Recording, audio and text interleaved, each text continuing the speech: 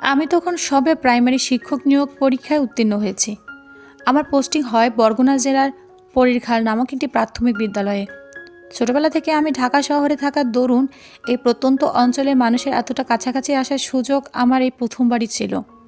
শহরে ইট পাথরের দালান কোঠা পেরিয়ে আমি যে গ্রামেরই মনোরম আবহকুল অনুভব করতে পারবো তা স্বপ্নেও ভাবিনি। যখন প্রথম দিন আমি স্কুলের গণ্ডি পেরিয়ে সামনে হই, তখনই দেখতে পাই স্কুলের ছোট্ট ছোট্ট ছেলে মেয়েগুলো আমাকে সংবর্ধনা দেওয়ার জন্য একই সিরিয়ালে দাঁড়িয়ে আমার আসার অপেক্ষার প্রহর গুনছে। স্কুলের শিক্ষকেরাও ছিল খুবই অমায়িক। একজন শিক্ষকের ওপর সম্মানিত ব্যক্তি যে আর কেউ নেই, সেটা আমি সেদিনই প্রথম বুঝতে পারি। গ্রামের ছেলেমেয়েগুলো শরীরের ড্রেস নামক আস্তরণগুলো শহরের ছেলেমেয়েদের মতো এত চাকচিক্যপূর্ণ না হলেও তাদের শিক্ষকের প্রতি সম্মান প্রদর্শনটুকু ছিল অসীমেরও ঊর্ধ্বে। এভাবে বেশ কিছুদিন ছোট ছেলে মেয়েগুলোর ক্লাস নেওয়ার অন্তর একদিন আমি তৃতীয় শ্রেণীর ইংরেজি ক্লাস নিতে আসি। তৃতীয় শ্রেণীর ক্লাসে আসার পর থেকে আমি প্রতি বছরই ক্লাসের শেষ বেঞ্চে একটি ছেলেকে চুপচাপ এবং খুব মুখ ভারী করে বসে থাকতে দেখতাম। সেদিনও তার ব্যতিক্রম ছিল না, তাই অনেকটা কৌতূহলবশত আমি ছেলেটির সামনে আসতেই সে কিছুটা হকচকিয়ে উঠল। আমি ওকে কিছু ইংরেজি শব্দার্থ জিজ্ঞেস করতেই ও ফরফর করে আমাকে সব বলে দিল। আমি কিছুটা অবাক হলাম বটে, কেননা সামনের বেঞ্চে বসা ছেলে মেয়েগুলো ওর মতো এতটা নিখুঁতভাবে সবগুলো শব্দের অর্থ বলতে পারিনি। আমি ছেলেটির গায়ে আলতো করে হাত বুলিয়ে নরম স্বরে বললাম, তুমি এত ভালো হওয়ার পরও কেন পিছনে বসো? কাল থেকে কিন্তু তোমাকে প্রতিদিন সামনে বেঞ্চে দেখতে চাই। ছেলেটি আমার কথায় সায় দিল ঠিকই, তবে ওর মুখে আমি তেমন উৎফুল্ল আভা দেখতে পেলাম না। এরপর প্রতিদিনের ছেলেটি আমার ক্লাসে প্রথম বেঞ্চে নিজের আসনটি স্থায়িত্ব করে নিয়েছিল। কিন্তু অবাক করার বিষয় হলো, আমি ব্ল্যাকবোর্ডে কিছু লিখলেও ছেলেটি ওর খাতায় তা কখনোই লিখত না। বেশ কিছুদিন বিষয়টি খেয়াল করতে পেরে আমি একদিন অনেকটা রাগান্বিত স্বরে ওকে জিজ্ঞেস করলাম, এই সবাই লিখছে আর তুমি লিখছো না কেন? অনেক মেধাবী হয়ে গেছো নাকি? ছেলেটি আমার কথায় কিছুটা লজ্জা পেয়ে বলল, স্যার, আসলে আমার খাতাটা শেষ হয়ে গেছে। পাশ থেকে আরেকটি ছেলে বলে উঠল, স্যার, ও প্রতিদিনই এই শেষ হওয়া খাতা নিয়ে স্কুলে আসে। পাশের ছেলেটির কথায় পুরো ক্লাস জুড়ে সবাই অট্ট হাসিতে ফেটে পড়ল। সকলকে ধমক দিয়ে চুপ করানোর অন্তর আমি ছেলেটির দিকে তাকাতেই দেখতে পাই সে নত মস্তিষ্কে বেঞ্চের দিকে এক নয়নে তাকিয়ে রয়েছে। ওর মনের অবস্থা আমি বুঝতে পেরে শান্ত স্বরে বলে উঠলাম, যাই হোক, কাল থেকে তুমি নতুন খাতা নিয়ে স্কুলে আসবে। এরপর যদি দেখছি যে আমি লেখা সত্ত্বেও তুমি কিছু লিখছো না, তবে কিন্তু তোমার শাস্তি হবে, বুঝেছ? ছেলেটি সায় দিয়ে হ্যাঁ বোধ ইঙ্গিত দিল। অতঃপর আমি পুনরায় পড়ানোর দিকে মনোযোগ দিলাম। পরদিন তৃতীয় শ্রেণীতে প্রবেশ করার পর সামনের বেঞ্চের দৃষ্টি দিতে দেখি ছেলেটি আজ আসেনি। পুরো ক্লাস জুড়ে নিজের অক্ষিগোলকের দৃষ্টিরেখা বিচরণ করার পরও ছেলেটিকে খুঁজে পেলাম না। মনে মনে ভাবছি, হয়তো বাড়িতে কোনো সমস্যা থাকার কারণে সে আজ স্কুলে আসেনি। এভাবে এক এক করে 3 দিন চলে যাবার পরও যখন স্কুলে ছেলেটির দেখা পেলাম না, তখন তৃতীয় শ্রেণীর সকল ছাত্রছাত্রীদের উদ্দেশ্যে জিজ্ঞেস করলাম, এই তোমরা কি জানো সায়ামের কি হয়েছে? ও স্কুলে আসছে না কেন? কিন্তু সকলের নীরবতাই আমাকে জানান দিল যে ওরা সায়ামের সম্পর্কে কিছুই জানেন না। ততক্ষণাৎ আবার বললাম, কেউ কি সায়ামের বাসা চেনো? পেছন থেকে একটি ছেলে হাত উঁচু করে বলল, জি স্যার, সায়ামের বাড়ি আমার পাশেই। সে ছেলেটিকে নিয়ে সায়ামের বাড়িতে উপস্থিত হতে দেখতে পাই একটি জরাজীর্ণ ছোট্ট ঘরের দরজায় বসে এক মধ্যবয়স্ক মহিলা খুব যত্ন সহকারে কাঁথা বুনছে। মহিলাটি আমাকে দেখে মাথার ঘোমটাটুকু আরও কিছুটা গভীর করলো। পরক্ষণে আমার সাথে থাকা ছেলেটি মহিলাটিকে উদ্দেশ্য করে বলল, খালাম্মা, আমাগো স্কুলে স্যার উনি। সায়াম স্কুলে যায় না দেখা উনি খোঁজ নিতে আইছে। আমি সায়ামের শিক্ষক শুনে মহিলাটি অনেকটা তাড়াহুড়োর সহিত আমার জন্য একটি বসার ফিরিয়ে এগিয়ে দিলেন। তার আতিথেয়তায় আমি মুগ্ধ হলাম বটে, তবে পরক্ষণে বললাম, জি, আমি বসার জন্য আসিনি। সায়াম স্কুলে যাচ্ছে না কেন? মহিলাটি কিছুটা ইতস্তত ভঙ্গিতে বললেন, স্যার, কি আর কমো কষ্টের কথা। পোলাডার অনেক লেখাপড়ার শখ, কিন্তু ওরে একটা খাতা কিনা দেওয়ার সামর্থ্য আমার নাই। ওর জন্মের 1 বছরের মাথাতে ওর বাপের নদীতে মাছ ধরতে যাইয়া আর ফিরা এসে নাই। কোন স্যারে নাকি ওরা নতুন খাতা নিয়ে স্কুলে যাইতে বলছিল, কিন্তু আমার কাছে কোনো টাকা না থাকায় ওরে কিনে দিতে পারি নাই। তাই ও খালের মধ্যে মাছ ধরতে গেছে। ও নাকি ওই মাছ বেইসা খাতা কিনবো। আপনি বলেন তো স্যার, এই গরমের সময় মাছ আইব কই থেকে?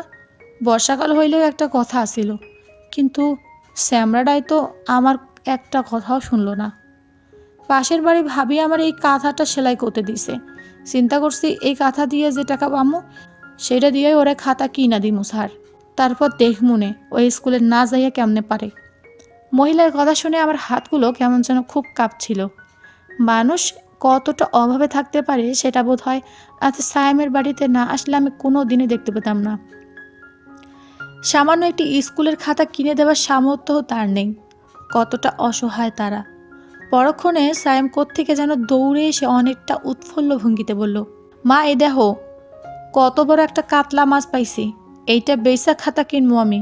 পরক্ষণে সে আমাকে তার বাড়িতে উপস্থিত হতে দেখে ক্ষণিকের মধ্যেই তার উৎফুল্ল মুখখানা চুপসে গেল। সেদিন আমি সায়েমের মাছখানা 1-2 টাকা নয় বরং 500 টাকা দিয়ে কিনে নিয়েছিলাম। জানি মাছটির দাম গ্রামের ভিত্তিতে 100 টাকাও হবে না, তবে ছেলেটির মুখে একটুখানি হাসি ফোটানোর জন্যই এমনটা করেছিলাম। সে তখন স্বভাবতই হতবিহ্বল দৃষ্টিতে আমার দিকে তাকিয়েছিল। এরপর থেকে সায়েমের প্রতি আমার আলাদা একটা মায়া ও দায়িত্ববোধ কাজ করত। সেটা ছেলেটির মেধার কারণে নাকি ওর অসহায়ত্বের কারণে তা আমার জানা ছিল না। এভাবে কেটে যায় 2 বছর। সায়েমের পড়ালেখার ক্ষেত্রে যাবতীয় যত কিছু লাগতো সেটা আমি নিজেই দেওয়ার চেষ্টা করতাম। যেদিন 5ম শ্রেণীর বৃত্তি পরীক্ষা উত্তীর্ণ হয়ে সেই স্কুলের একমাত্র ছাত্র হিসেবে সায়েম ট্যালেন্ট পুলে বৃত্তি পায়, সেদিন সে ভরা স্কুলের সামনে আমাকে জড়িয়ে ধরেছিল। স্কুলের সকল শিক্ষক ছাত্ররাও সেদিন এই আনন্দে হাততালি দিতে ভুল করেনি। আমি তখন দূর থেকে সায়েমের মায়ের আঁচল দিয়ে অশ্রু মোছার দৃশ্য খুব স্পষ্টতে দেখতে পাচ্ছিলাম। এই জীবনে আমার যতগুলো সার্থকতার চিহ্ন আমি বইয়ে বেরিয়েছি, তার মধ্যে সর্বাপেক্ষা বড় সার্থকতা ছিল সায়েমের এই সফলতার পেছনে আমার করা বিন্দুমাত্র সাহায্যটুকুই। এর কিছু মাস পর আমি জরুরি প্রয়োজনে ঢাকাতে ট্রান্সফার হই, কিন্তু পরবর্তীতে সায়েমের সাথে দেখা করার তুমুল আগ্রহ মনে উকি দিলেও আর সম্ভব হয়নি কখনোই। 1-2 করে প্রায় 30 বছর কেটে গেছে। ইতিমধ্যে আমি রিটায়ার্ডও নিয়েছি। এমনকি বহু ব্যস্ততা এবং বিভিন্ন বিষয়ের কারণে সায়েমের কথাও আমার মন থেকে পুরোপুরিভাবে মুছে গিয়েছিল। ইদানিং বার্ধক্যজনিত সমস্যার কারণে আমার শরীরে বেশ কিছু মারাত্মক রোগ বাসা বেঁধেছে।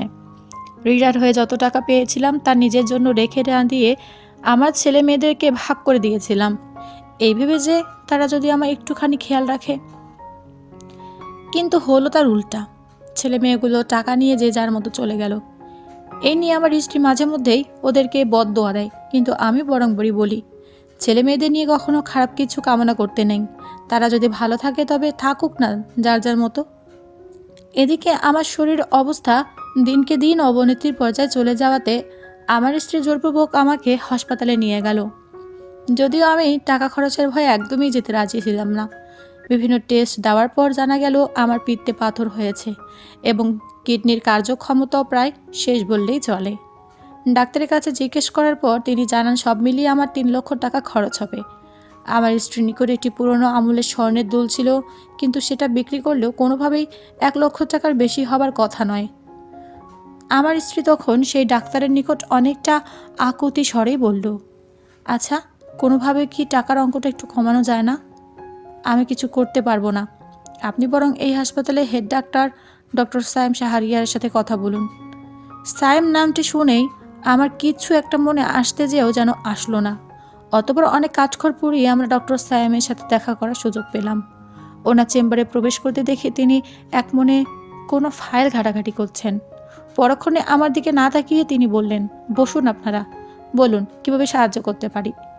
আমার স্ত্রী বেশ ইতস্তত ভঙ্গিতেই বলল, আসলে আমার স্বামীর 2টো অপারেশনের জন্য 3 লক্ষ টাকা যাচ্ছে, কিন্তু আমাদের এত টাকা দেওয়ার সামর্থ্য নেই, যদি একটু কমাতেন এই আর কি।